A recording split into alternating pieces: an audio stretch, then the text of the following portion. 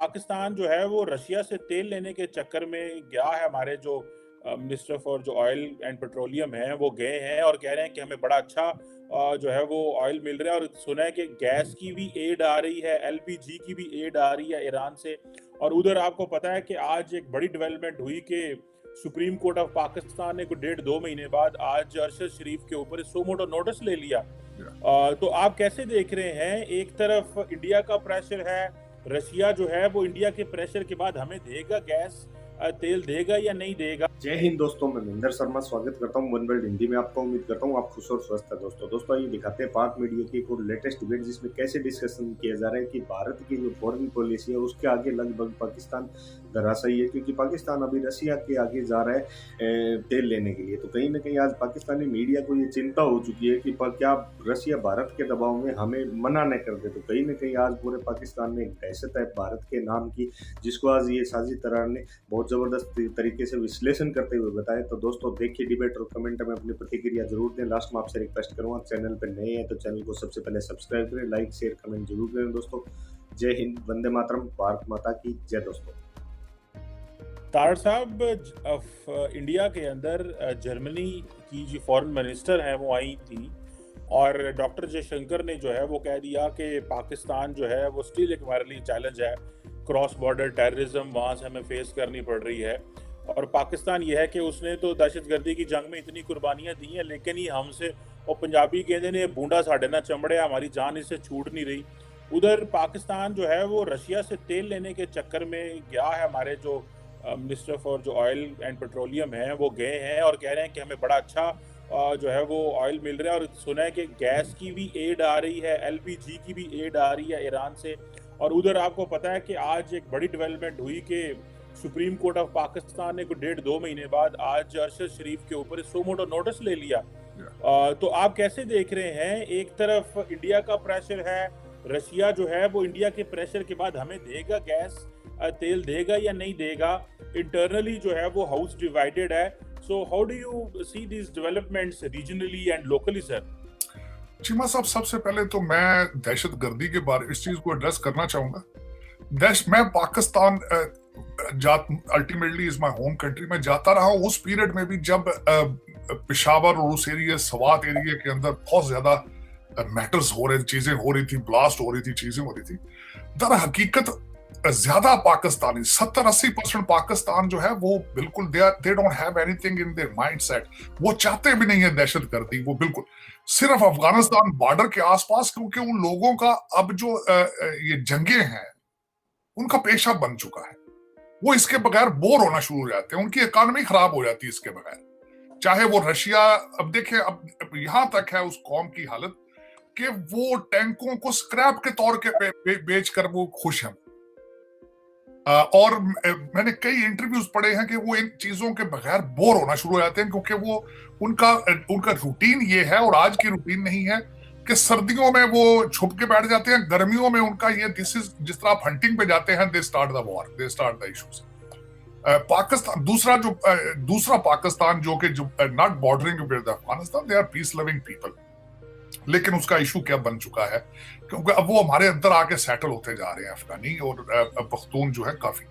अब वो हुआ ये है कि अंडर गिवन सर्कमस्टांसेस मोदी साहब क्या करें, दुनिया क्या करे, कि जब आपका ऑक्सफोर्ड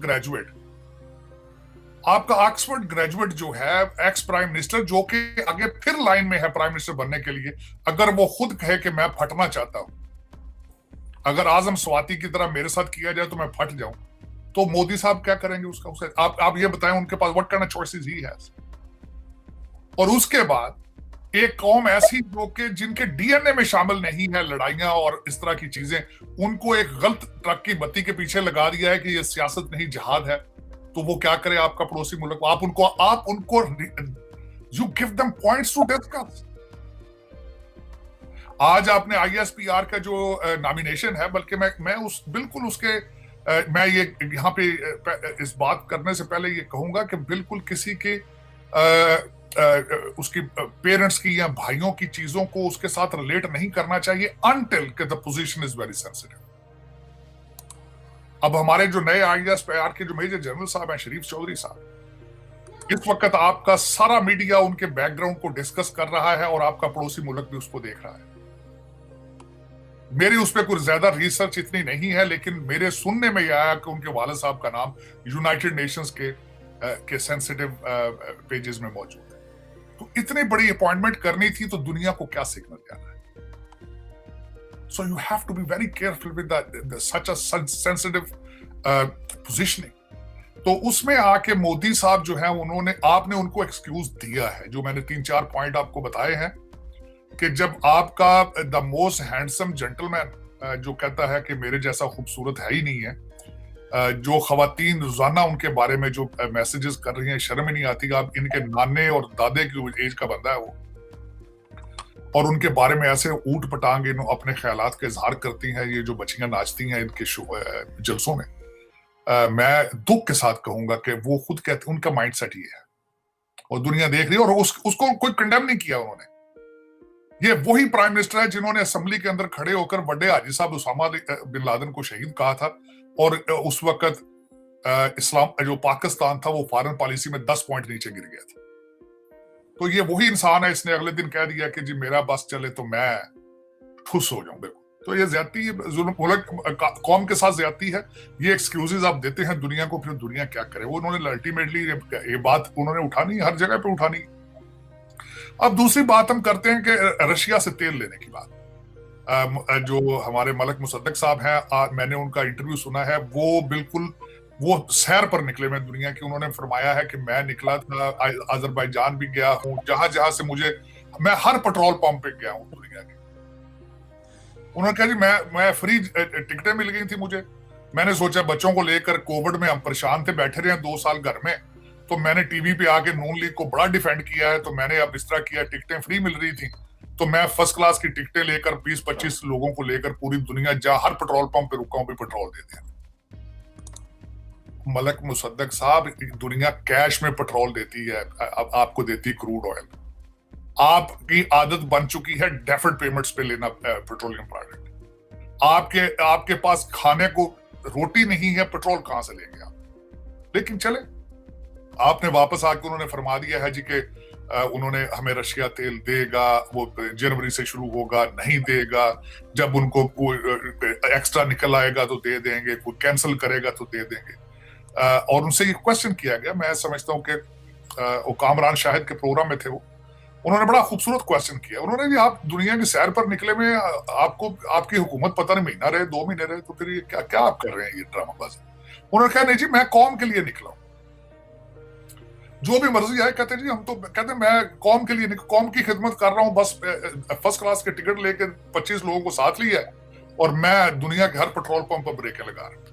तो दर हकीकत इस वक्त Pakistan has become laughing stock. और दूसरा मैं ये कहूंगा, आपके इस्लामाबाद के अंदर जो है इस वक्त मजाक बन चुका है। आपने सेंटोरस को बंद कर दिया है सिर्फ इस वजह से कि तनवीर इलियास ने मंगला के अंदर छोटे हाजी साहब के स्पीच के दौरान खड़े होकर क्वेश्चन किया। आज हमारे तारड़ साहब जो है उन्होंने उस पर प्रेस कॉन्फ्रेंस फरमाई है। उन्होंने कहा है जी कि ये इनकी हाउसिंग सोसाइटी के लिए एनओसी नहीं मिल रहा था और ये हुकूमत को प्रेशराइज करना चाहते थे। मैं मान ली बात, लेकिन जिस दिन वो मंगला खड़े हुए हैं तनवीर इलियास साहब, आप कहते हैं जी 4 वायलेशंस हैं सीडीए के रूल्स की, रेगुलेशंस की।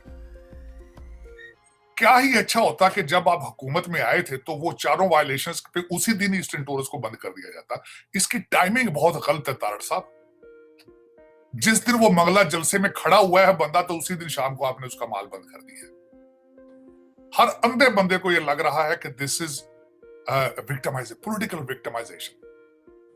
आप इन चीजों से जब तक आगे नहीं जाएंगे आप तरक्की नहीं कर पाएंगे। और उसमें अगली बात, जो ईरान से तेल क्यों नहीं लेते? ईरान से तेल सबसे बड़ी वजह यह है नहीं लेते इस वजह से कि अमेरिका से डरते हैं।